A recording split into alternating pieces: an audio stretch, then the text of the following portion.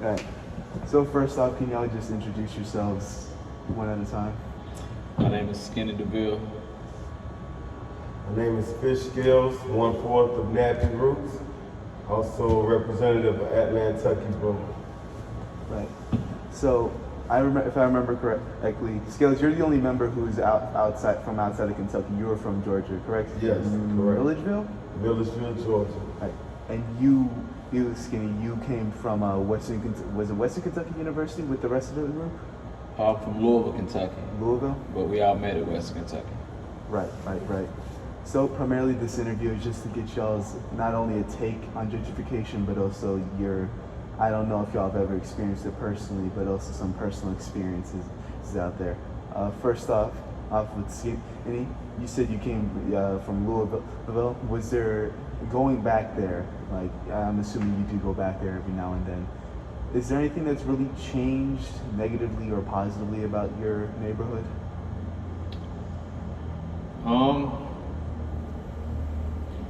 Well, when I was growing up, it was land that was underdeveloped.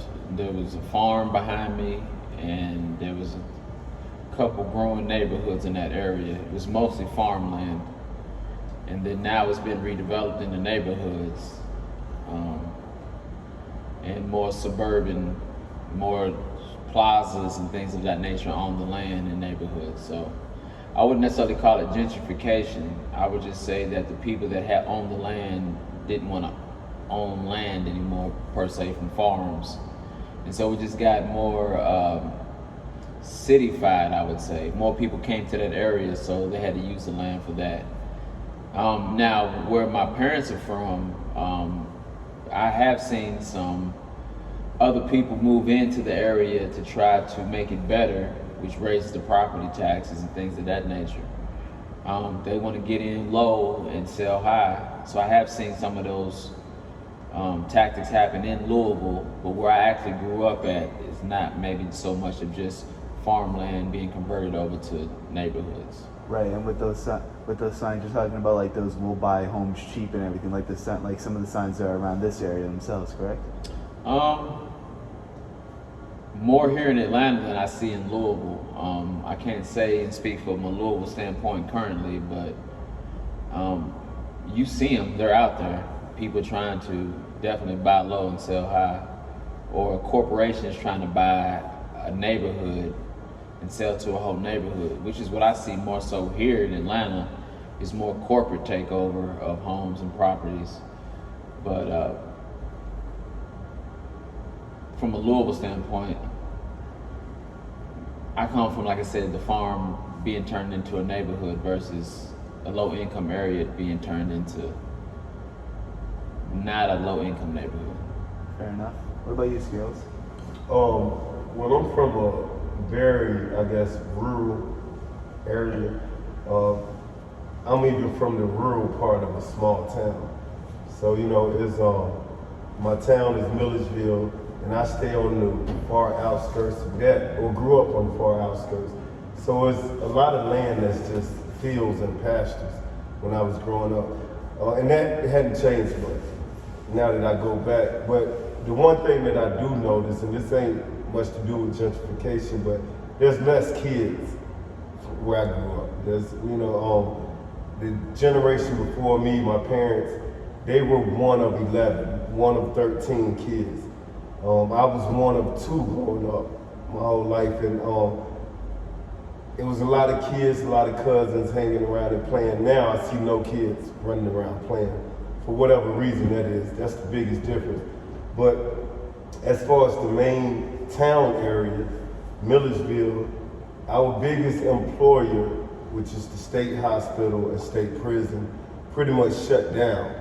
So that kind of shut the whole city down. Almost half of the people lost their jobs. So it definitely made a shift. And the college, Georgia College and State University, kind of became the new big player in my small town. So any money that's really being made in Milledgeville is being made through the college. Any development that's being made in Milledgeville is made around the college, and everything else is just kind of stagnant. It's not being gentrified, it's not being develop is just kind of stagnant. You know, and I don't know if that's worse than gentrification, but I don't think it's a good thing to see how stagnant the rest of my town has become. You know, it's some of the places I grew up playing, it's just they're either gotten worse or they just haven't changed at all. All right. Do you think that that might be like a sort of, I don't want to say like a precursor to what may soon come. Do you think that may be a precursor to some type of revitalization? Definitely. I think some people have the knowledge and foresight to see and buy property and wait it out. You know, I've purchased some property myself in some of the places where I see the college is going. But definitely the old state hospital that employed everybody's aunties, everybody's mama, the college has now purchased that. You know, and so you see it being redeveloped into something else, and how that benefits the people from Millersville, we're yet to see. But it's interesting. It's no longer a town that's employed by the state. It's a town that's employed by the college. And it's going to be interesting to see how the college brings value to Millersville. You did say something about buying properties. That is a shared question I want to ask for each of you, because before we got here, my mother said something along the lines of you saying that your father was a real estate agent or something along those lines? That he at least brought property? He owns a few properties. Would y'all say that, do y'all think, have y'all done in any type of way sort of assisted with revitalization in your own neighborhoods? Well, not as much as I would like. The property I just got is right next to my grandmother's old house. And my grandmother's old house, it looks so bad. It's just, even the houses around it, they're just pretty much ran over, trees growing out of them. So it would be great if I could go in with some of my cousins and start buying some of this property that is super cheap.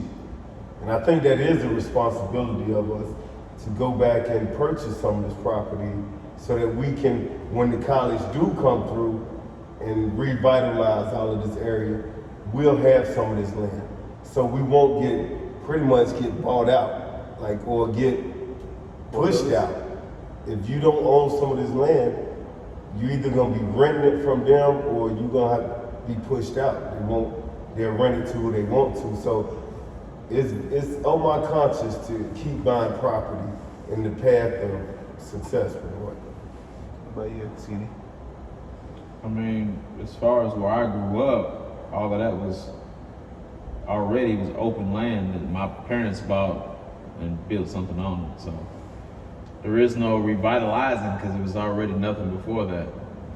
I'm talking about growing up on the outside of a farm area, so there was nothing before that. As far as where they're from and my grandparents and whatnot and where we started from, I mean, my parents have property in those areas, but it's only gonna go as fast as the neighborhood revitalizes itself. I don't think my father's trying to change the overall neighborhood, just be a part of helping other people and families in those areas still have a place in it. That's where my father is at. Like doing a bit of community service, basically. I mean, they're in Kentucky, I'm here in Atlanta, so my actual overall day-to-day, I can't give you how and what he's doing. I know he's been doing it since I was in elementary school. His whole plight was to help other underprivileged families have a place to stay and still also have something he can retire on. That was his whole plight. Still is, he's still there doing it. So I really can't speak on what my father's missions and things are of that nature in Louisville. Here in Atlanta, I rent, so I'm not even a part of the overall. I live in Douglasville, where it's a multi-mixed race community. Everybody's just trying to figure it out. I wouldn't say it's regentrification or gentrification. It's just still they're building on undeveloped land, Right. which is a whole nother conversation that, is happening around me on a day-to-day. That's how I would see it. So I get you. It's always a constantly changing environment, especially around here, because we're kind of basically in the dead center of Atlanta. And everything around here is developing, and it's either going to be where they're taking something from people that are unfortunate and they're raising the taxes and pricing them out, and they're putting in things that they think that are more metropolitan ideas, real fast-paced moving, versus someone's living here and there's a corner store that sells bread and milk, and the kids catch the bus on that corner and they turn it into something else.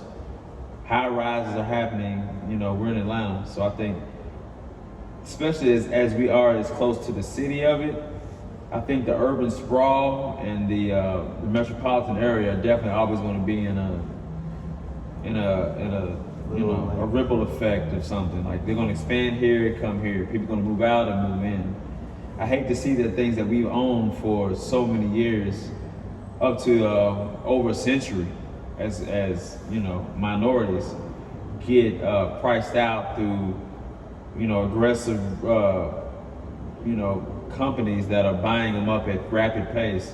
I hate to see it, and I hate to see how the tactics that they're using to do it. It's definitely alarming. We as at Nantucket, with our brewery, we try to not do that because you can't do regentrification if we're the actual ones that are Owning everything. we're not even owning it, we're just being a part of the actual ecosystem that looks like us that it was 20, 30, 40 years ago. Yeah, you're actively contributing to We're evolve. contributing and adding to the community that makes it feel like it was naturally there. Some people come in and they mean well, but they change the dynamic of what made the community or that area or that corner store or that area, that neighborhood great. But do you want to make it great, or you want to keep it at a status quo of just what it was before that? Because if we leave it to just the status quo, sometimes it doesn't get better. And sometimes you need people to come in to put money into this area because they believe in the area could be something for everyone to benefit from. Mm-hmm. And I think that's not called gentrification. That's called just helping the neighborhood out because it's hurting and it needs someone to give a damn about it.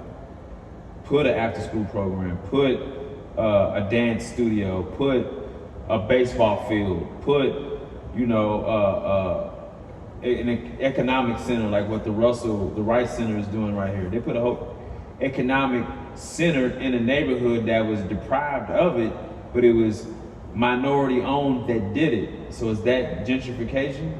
Is that, or just putting money into an area that needs the actual opportunity to happen? And sometimes money doesn't, a lot of times money doesn't have a color. A bunch of white people can do that and they mean well, and a bunch of white people can do that to take the resources from the area. So, but what we're trying to do is at Nantucket, I'm trying to bring it back to that. And what the Rice Center and the Russells and what we're doing here at Castleberry Hills is we're trying to keep it us as long as possible and the best that we can. So it's not called gentrification, it's just called investing in your community. And I think that would be the better play for us as a whole society, is to invest in our communities versus trying to take another impoverished neighborhood over with high taxes and liquor stores and gun stores and, you know, impoverishment and opportunities. Schools, you know, they're taking money out of all the schools and about to make it all states owned, and you're gonna see states suffering because of that. And I think if you invest into your own community, black or white, you will have a better community. And cities are growing. Cities are really growing. People have realized ways to make money in inner city areas. There was a time when white people moved out of the city. Right, the white flight. White flight. Yeah. People moved out of the city, and you know, everybody, you know, it was a time when black people got money, and we moved out following them. You know, but a lot of black people stayed and couldn't leave the inner city in certain areas. And that's the interesting part of the whole situation too. I said couldn't and didn't want to. Some didn't want to. Probably been there forever. Like, why am I leave this? I got it laid out here. This Yeah. is my whole, Yeah. I want to go start on somewhere else. But yeah, Tech, a lot of stuff is making these cities grow, and people see the value of building inside of cities like Atlanta. And we just got to be inclusion. That's the part that we can never let go of, and we got to hold ourselves responsible. We can't hope that somebody include us. We got to keep focused and concentrate on how to make sure we're included in these developments. You know, and my last part was, when you see neighborhoods that are doing bad, it's easy to say, yeah, this should be gentrified. But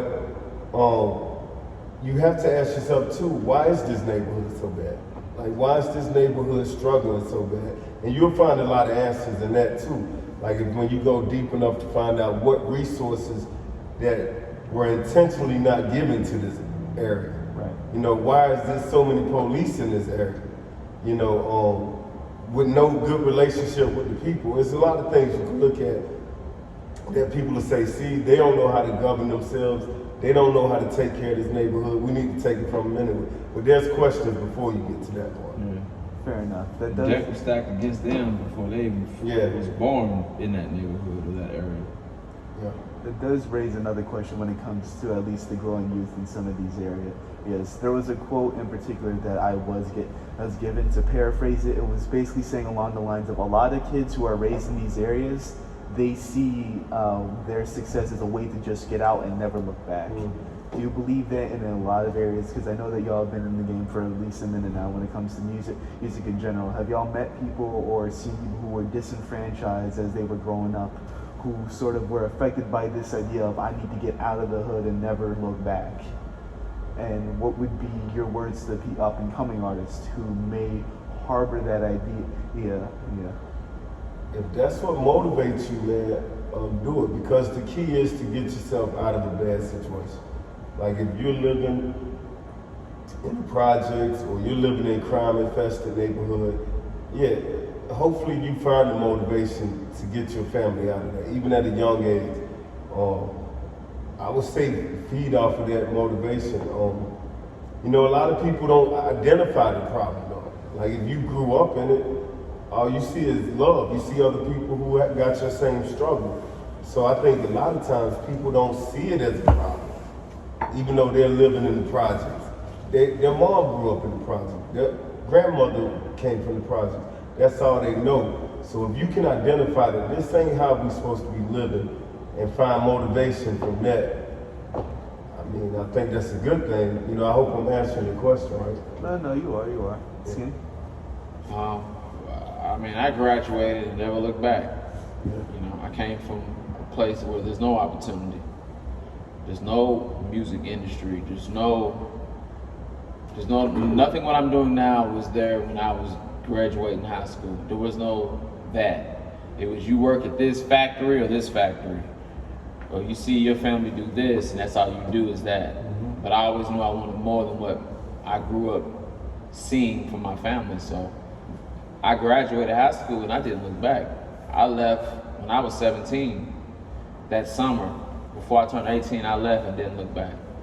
And even when I went back, I realized I wasn't supposed to be there and I ended up in Atlanta. And so sometimes you have to leave your comfort zone to get where you're going. I could have went home every day and went to bed and did the status quo and being what everyone else in my family does, but for me, it was never about that. It's, okay, that's what everybody else is doing, I'm gonna do something different. I'm gonna think of a different way to get what I wanna get out of life. What I saw with the status quo was a lack of happiness. I just saw people in the rut, just doing what they were raised and taught to do. And that was just never something that, never. 1 + 1 = 5, because it didn't add up for me to do what everybody else did. You know what I'm saying? And I do different math. I do like hard, crazy trigonometry math, how my brain thinks. It ain't the simple thing that gets me through, it's the complex of getting up and doing this, and this, going here, doing this. But I can't be at home doing that because everybody from home wouldn't be used to me doing that. So I had to leave that to do what I wanted to do or was meant to do anyway. And I would say anybody that's where they're at or want to get out of it, I would say follow your heart.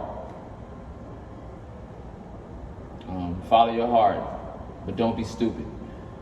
You're still using your brain. Follow your heart, but don't be stupid. Leave where you're used to and go somewhere you're not. And figure out and look at it from a different perspective. Because some problems are solved by looking at it from a different angle. We all have stresses and stress points, but looking at it from a different way as you get it, and not being complacent is how it is.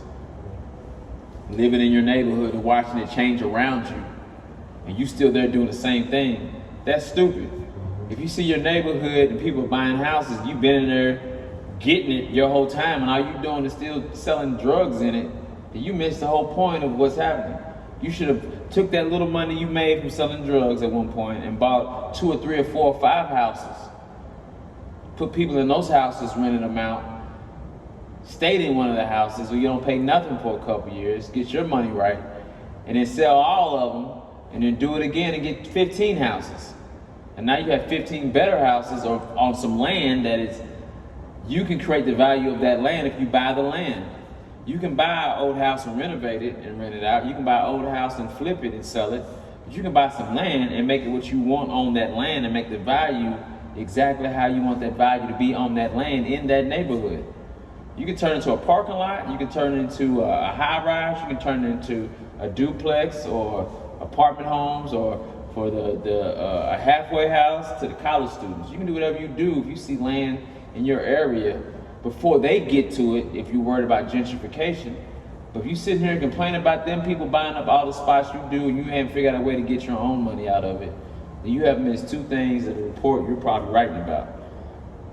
But if you don't figure it out, and then if you don't like it, move. But if you want to help it, fix it. But there's only a few places you can move, but then looking at land and you growing up in the neighborhood, or you still being there doing the same thing. Like, we both moved from where we're from to get to here where it's popping. And then you can be mad about gentrification all you want in Castleberry Hills, but it's happening. Either you get your piece of it, like we have at Lantucky, and build something for everyone to benefit from, or you can watch it grow around you. But if you don't get up off your ass and do something, it's all gonna happen. Right. There's studies that show, I don't want to give a false stat, but pretty much most successful people had to leave where they're from. Like they just had to, you got to go into a different environment. And then that brings up the issue of coming back. You know, that's a whole nother issue.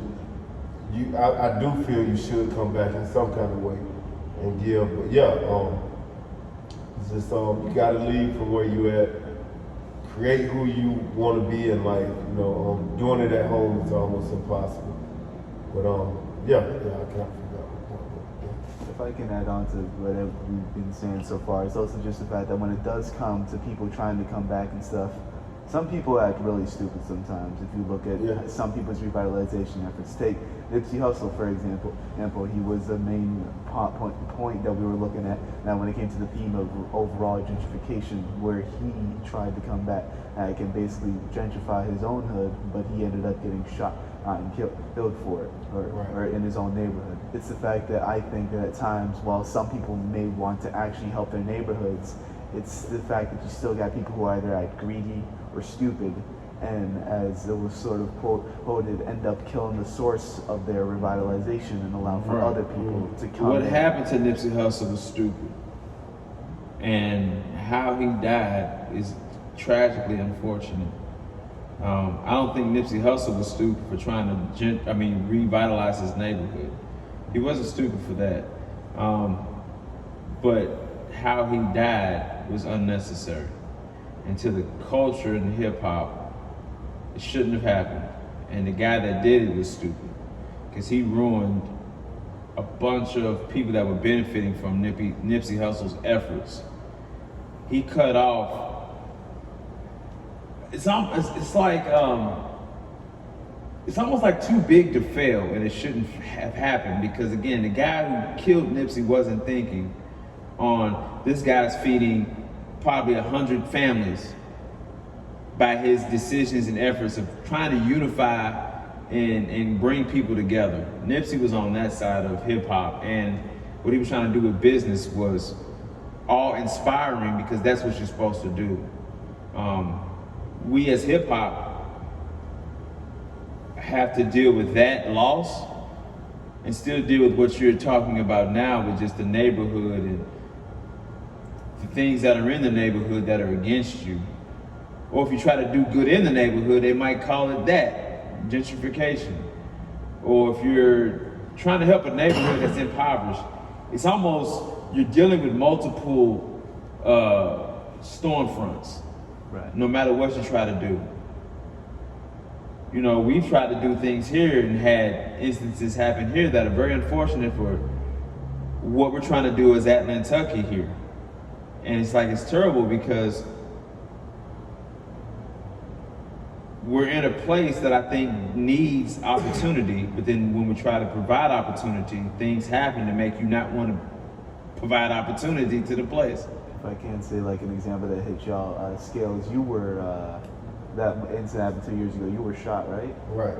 Right, and it's like stuff like that at the ends of really affecting how people at times want to end up helping the community that they were trying to set up. And Well, absolutely. it throws a wrench in the plans. Absolutely. It's terrible. It's a terrible thing. Like, the person who's trying to make it better, and thank God for Scales not, that could have ended up like Nipsey Hussle though.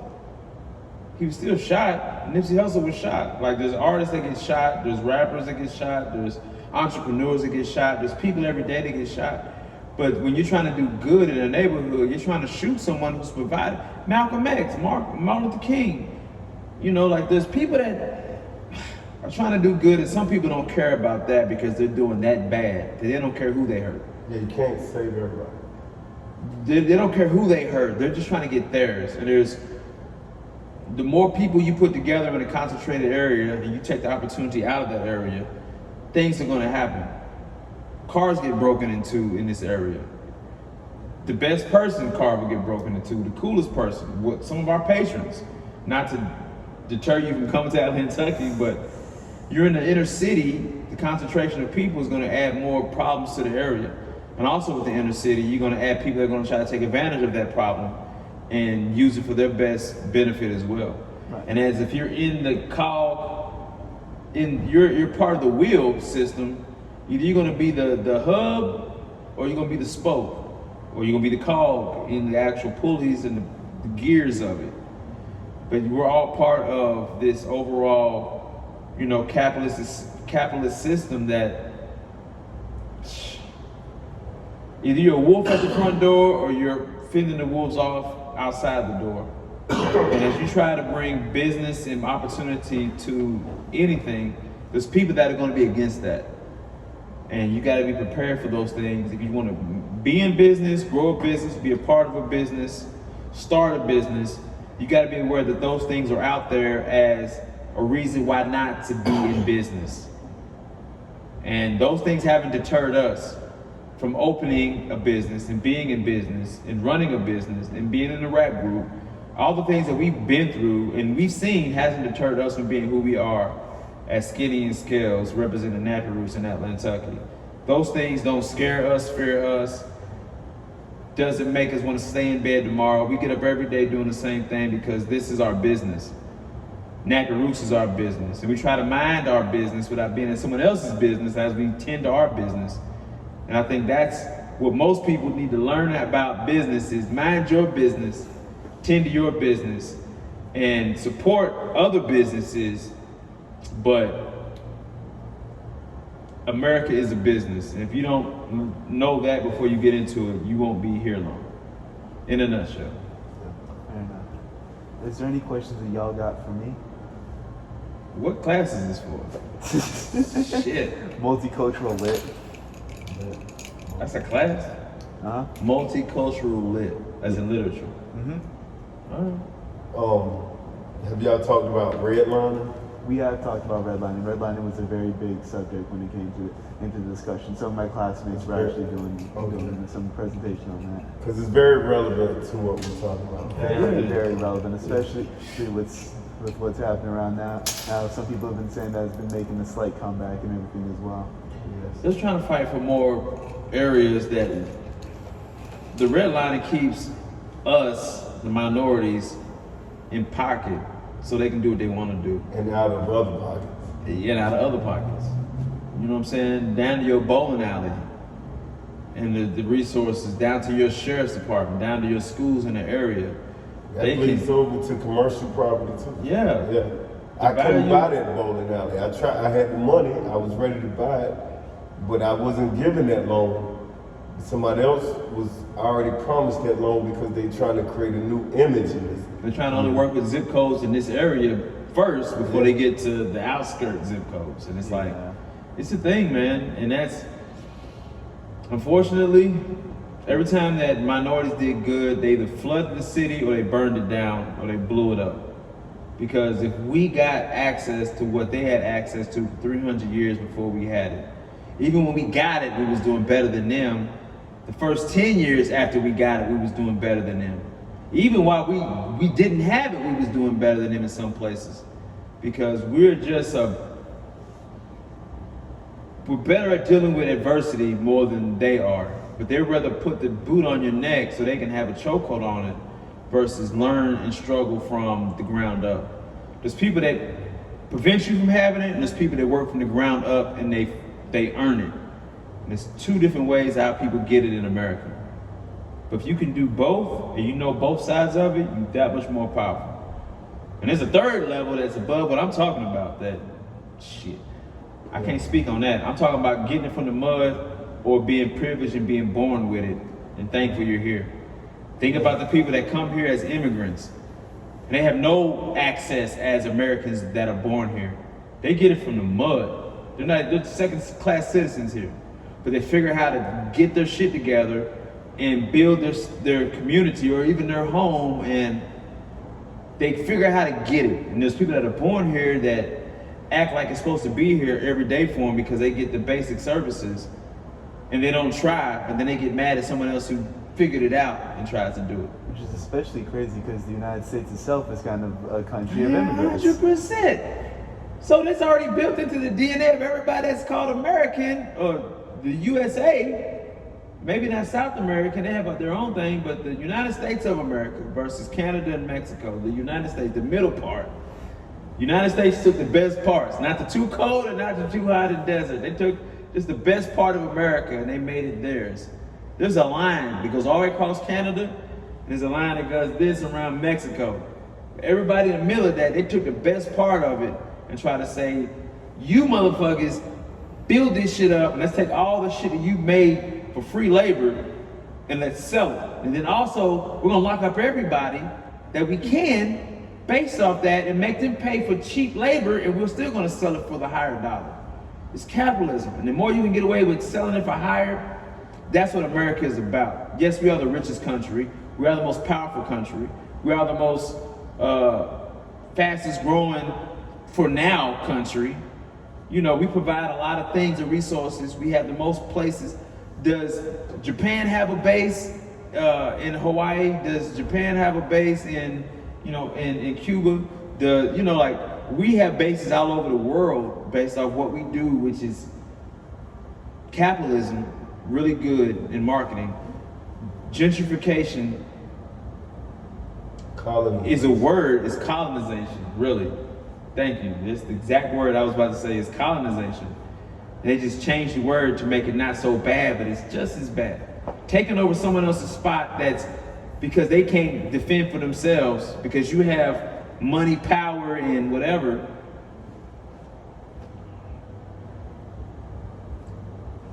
It's happening. Can you fix it? No. Can you stop it? Maybe in a few places. As long as we all care about it, that looks like the people that are being taken from. If you're being taken advantage of and everybody in the area says, hey, that's wrong, and all y'all say, hey, that's wrong at the same time, it's more powerful than just one or two people every now and then saying, hey, that's wrong. So the way to stop it is to care, man. Is to take care of your neighborhood, is to take care of your place you're from. Give back, go back, teach the kids, go to the YMCA, be a big brother or big sister, go be a mentor, teach some underprivileged kids, clean up your neighborhood, give $1 to the homeless people, give them a job somehow by cleaning up around the area. All those things help the neighborhood be better, so when someone comes in and says, oh, it's worth this, you can't do that if everything is shiny and gleaming and everybody's doing good and Atlanta is the best example of that. You can see some really bad parts of Atlanta, but you can see some really parts that are really, really doing good, should be example for other places. You go to any city and find exemplary places. And they probably took a neighborhood that probably wasn't doing good and they probably made it better. hate to say it, but it probably made it better. But we can do that if we work together and communicate it and educate each other like what you're doing. And did it under our own terms instead of having somebody else come in and basically drag everybody else screaming and kicking like children. Financial independence. Absolutely, man. We gotta think green. We gotta get off of, not get off of, because it still exists, but we hold too tightly on the black and white. It's about green. And now what's going on with the current administration, that's something different. We're yet to see where the second term of Donald Trump is gonna take us. Some things are beyond money. Like money can't get you out of certain things. But for the most part, if we have financial freedom, financial independence, where we're not dependent on government as much, we can be more powerful in our community. Invest our money. First, invest your money into yourself, and then you can start investing into your community. And that's one thing we don't do enough of as black people. Yeah. I feel like the game just started though. 6:30, right? Well, that does bring it to an end. So thank y'all both for your time. One last question. Sure. You're a senior. Yeah. Where you thinking about going to college?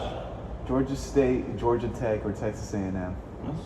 Texas A&M? Yeah, they got a great engineering program. You got family there, right? My cousins were over there. I don't know if they're still down there. Texas A&M is probably the most isolated place. I'm gonna be honest. Go Yellow Jackets. Hey man, well, good luck to you, bro. I've seen you grow up from